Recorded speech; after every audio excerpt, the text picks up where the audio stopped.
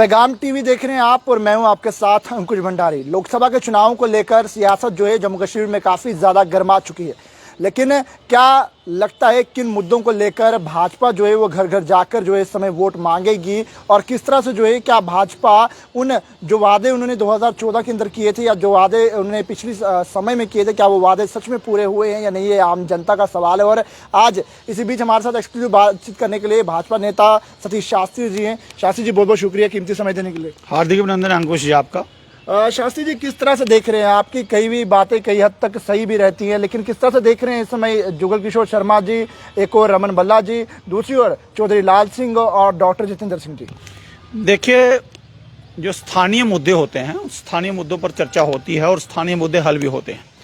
सबसे बड़ी भूमिका होती है केंद्र की। केंद्र में भारतीय जनता पार्टी का जो मैनिफेस्टो था 6 अप्रैल 1980 में, जब भारतीय जनता पार्टी का जो स्थापना दिवस अभी भी हमने मनाया है 6 अप्रैल को, तो आपको बता दें कि भारतीय जनता पार्टी की साफ पारदर्शी नज़र, जिसमें राम मंदिर निर्माण 370-35 से सबसे बड़ा मुद्दा कश्मीर में सुख और शांति लाना, क्योंकि हमारे साथ 2 सीमाएं लगती हैं, चीन की और पाकिस्तान की, जहां से आतंकवादी घटनाएं बहुत ज़्यादा होती रही हैं। अब तो लगभग अंकुश लग चुका है, बीच में फिर भी आतंकवादी कहीं ना कहीं छेड़खानी कर जाते हैं। लेकिन जो माहौल 1990 में एनसी पीडीपी तो उस समय पैदा नहीं हुई थी, कांग्रेस के समय था, वो आज कहीं ना कहीं भारतीय जनता पार्टी ने 370 और 35 से तोड़कर जम्मू कश्मीर में नकली करेंसी जो भारत में आती थी उस पर अंकुश लगाया। बहुत सारे ऐसे मुद्दे थे। जब जुगल जी 2 बार विधायक बने, पहली बार नगरोटा कॉन्स्टिट्यूंसी एक ऐसी कॉन्स्टिट्यूंसी है जहां पर लगातार कोई 2 बार विधायक नहीं बन पाता था। जुगल किशोर शर्मा जी ने एक आम परिवार से होते हुए वहां पर सीट निकाली और वहां पर गांव की छोटी छोटी सड़कें बड़े रोड से छोटे छोटे गांव में पहुंचाई, नल लगवाए, बिजली पानी की व्यवस्थाएं। ऐसे गांव मैं उनको जानता हूं जहां पर सड़कें नहीं थी। शुआ माता, मथवार, अखनूर, बमियाल, नीचे आ जाओ नगरोटा, जगटी, नगरोटा के गांव, नंदनी, छोटे छोटे गगनपुर, अपना डंसाल, जंदरा, मनवाल, सानू, जिखैड़ी, छोटे छोटे गांव जिनके बारे में लोग जानते नहीं होंगे।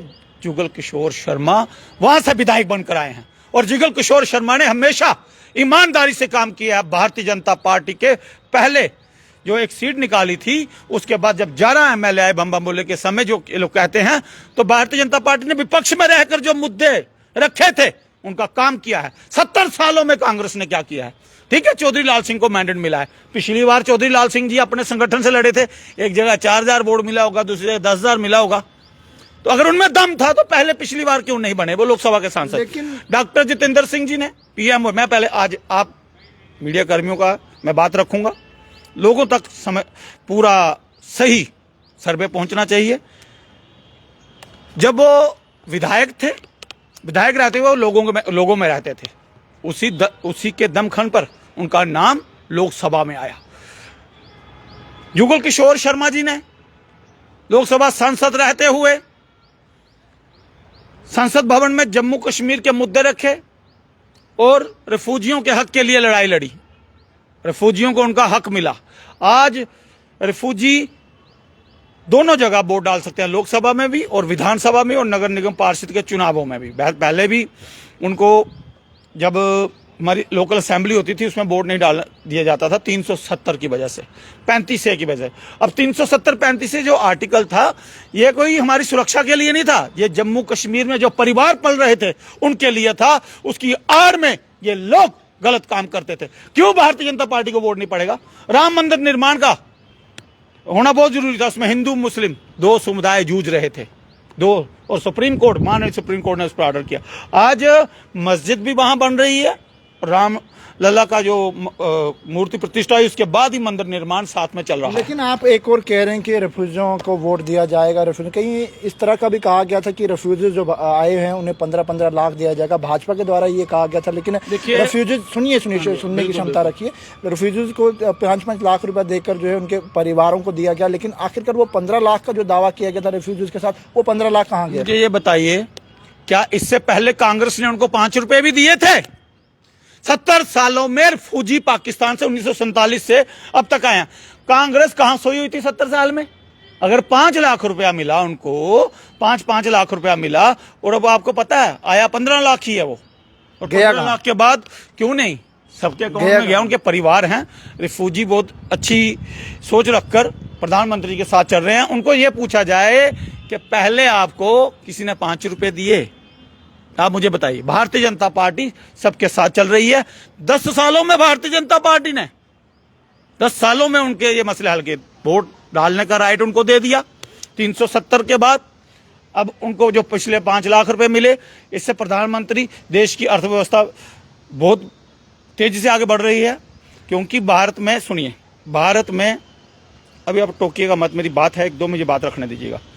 भारत में इस समय जो शांति का माहौल बना हुआ है राम मंदिर निर्माण की वजह से, जो लोग भारतीय जनता पार्टी पर अंकुश लगाते हैं, अंधभक्त कहते हैं, मैं उनको बता दूं, तुम अंधभक्ति के लायक भी नहीं हो, क्योंकि तुम में काबिलियत नहीं है। बताइए, कांग्रेस के पास प्रधानमंत्री का चेहरा कौन सा? राहुल गांधी जी। कौन से राहुल गांधी जी? जो अन्याय यात्रा कर रहे हैं, अन्याय यात्रा, जिन्होंने कभी भी न्याय नहीं किया भारत के साथ, आज वो अन्याय यात्रा कर रहे हैं। न्याय यात्रा नहीं, अन्याय यात्रा। जिन्होंने भारत को तोड़ा, आज वो भारत जोड़ने की बात कर रहे हैं। अरे मां सोचती है बेटा प्रधानमंत्री बनेगा, बहन सोचती है भाई प्रधानमंत्री बनेगा।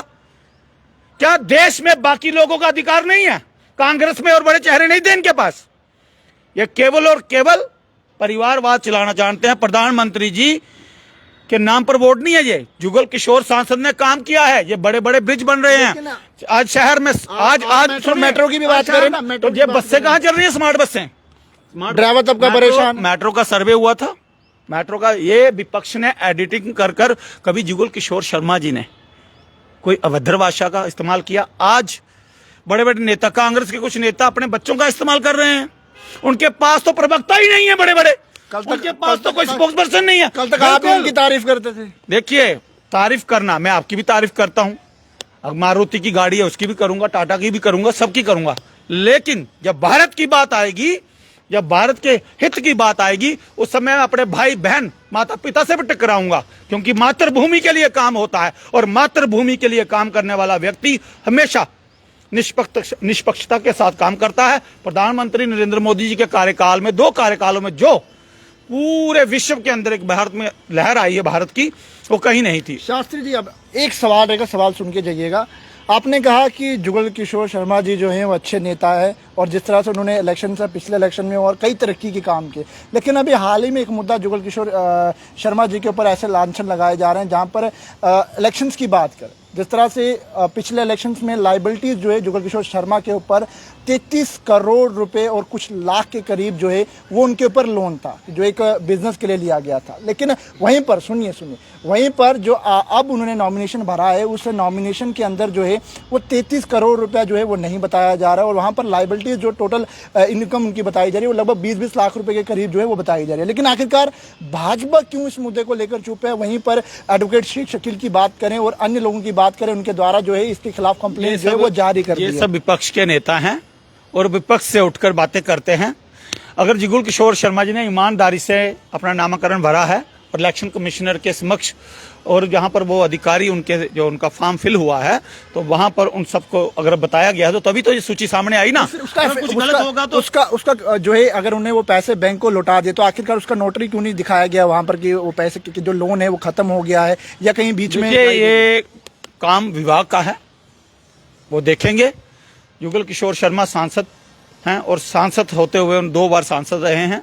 निसंदेह सांसद का अपनी सैलरी भी होती है, और यहाँ पर तो एक छोटा सा कोई व्यक्ति, छोटा अधिकारी होता है, उसके पास 1-1, 2-2, 1.5 करोड़ के मकान होते हैं। जुगल किशोर शर्मा एक किसान भी हैं, और किसान के नाते जंदरा मनवाल से उनकी काफ़ी भूमि भी है।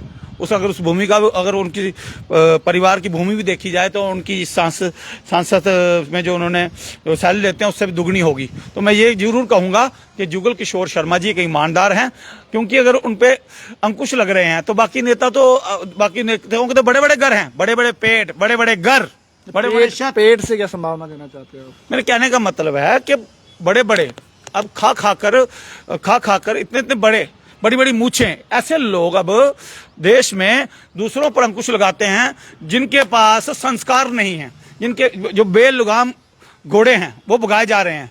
क्या कांग्रेस के पास प्रवक्ताओं की कमी है? क्या कांग्रेस के पास वर्कर नहीं है? कांग्रेस में तो लड़ाई लगी हुई है, मैं प्रधानमंत्री बनूंगा, मैं चीफ मिनिस्टर बनूंगा, मैं भारतीय जनता पार्टी एक ईमानदार, मैंने कहा ना, मैं आम आदमी पार्टी में गया, कांग्रेस में गया, अध्ययन किया, भारतीय जनता पार्टी से ज्यादा ईमानदार संगठन कोई नहीं है जहां पर देश के बारे में सोचा जाता है। वर्कर के बारे में तब सोचा जाएगा, उन्होंने पहले कहा है देश सर्वोपरि, देश सर्वोपरि, नेशन फर्स्ट है। एक सवाल रहेगा, जैसा से आपने कहा कि भारतीय जनता पार्टी के अंदर जो है सही लोग हैं, अच्छे लोग हैं, लेकिन एक और विपक्ष ये भी कहता है कि जो नेता करप्टेड है उसे भाजपा अपना लेती है और मोदी जी की वॉशिंग मशीन में धुलकर वो साफ हो जाते हैं। इस तरह के लांछन लगाए जाते हैं। और वहीं आपसे एक और सवाल पूछने की कोशिश करूँगा, क्या लगता है जम्मू कश्मीर में कौन सा नेता जीतते हुए सामने है? दोनों सवालों का जवाब। देखिए, जहां तक मैं कह रहा हूं, ये दोनों सीटें 5-5 लाख की लीड, पहले मैं 3 लाख का सर्वे कर रहा था, हम भी ग्राउंड में रहते हैं, तो 5 लाख से ज़्यादा वोट की लीड और ज़्यादा वोटों के अंतर से चौधरी लाल सिंह हारेंगे और हमारे डॉक्टर जितेंद्र सिंह विजयी होंगे। जहां से जुगल किशोर शर्मा 5 से 6 लाख वोटों की लीड लेकर जीतेंगे, क्योंकि सांबा में वोट, आरएसपुरा से जुगल किशोर प्रधानमंत्री नरेंद्र मोदी जी को वोट, आरएसपुरा, सुचेतगढ़, गांधीनगर, जितने भी जहां पर 18 लाख वोटर हैं वो कहीं ना कहीं प्रधानमंत्री नरेंद्र मोदी जी को वोट डालेंगे और 90%, 85 से 90% पोलिंग होगी। 60% से ज्यादा जो पोलिंग है भारतीय जनता पार्टी के पक्ष में है और भारतीय जनता पार्टी के दोनों प्रत्याशी विजयी होंगे। और सभी माताएं बहनें, बड़े लोग, बुजुर्गों ने भी कहा है विजयी भवा, जुगल किशोर शर्मा विजयी भवा। लेकिन वहीं पर यह भी कहा जा रहा है कि फिर से इलेक्शंस हैं तो प्रधानमंत्री नरेंद्र मोदी जी भी आएंगे, गृह मंत्री अमित शाह जी का भी दौरा होगा। क्या लगता है कि उनकी रैलीज करवाना इनके लिए काफी ज्यादा जरूरी है? क्या उनकी रैलीज के बिना ये चुनाव नहीं जीत सकते? ये मातृभूमि हमारी माँ है, हमें मातृभूमि की सेवा के लिए आना है। उन्होंने क्यों नहीं करवानी रैलियां? ये कांग्रेस के लोग भारत जोड़ो यात्रा करेंगे, कन्याकुमारी से लेकर कश्मीर तक सैर सपाटे करेंगे, पिकनिक बनाएंगे, तो देश के जो अच्छे लोग हैं, राष्ट्रवादी, जिनके परिवार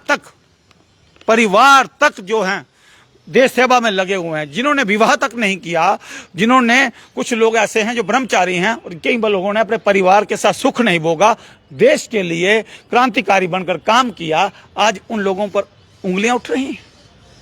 शर्म आनी चाहिए इन कांग्रेसियों को। प्रधानमंत्री नरेंद्र मोदी जी के नेतृत्व में नतमस्तक होकर उनका सहयोग करना चाहिए। ये वही प्रधानमंत्री है जब मनमोहन सिंह को पाकिस्तान के प्रधानमंत्री ने कहा था हमारे देश का, भारत का जो प्रधानमंत्री जाति औरत है, और मुख्यमंत्री होते हुए गुजरात से उन्होंने छाती ठोक के कहा था पाकिस्तान के प्रधानमंत्री की इतनी हिम्मत, मेरे देश के प्रधानमंत्री को जाति औरत कहे। कांग्रेस के मुंह से शब्द नहीं निकले थे। तो चलिए, इसमें मेरे साथ एक्सक्लूसिव बातचीत करने के लिए सतीश शास्त्री थी। सवालों के जवाब जो है वो शास्त्री जी द्वारा जरूर दिए गए हैं और साथ ही साथ ये कहा गया है कि भाजपा जो है वो जीतकर नजर आएगी। लेकिन अब देखने को होगा कि आखिरकार कौन सी सियासी पार्टियां हैं जो वो जीतकर सामने आएंगी। आपकी क्या राय है? अपनी राय कमेंट सेक्शन में जरूर रखिएगा और यूं ही पैगाम टीवी की खबरों को फॉलो, लाइक, शेयर करना ना भूलेगा।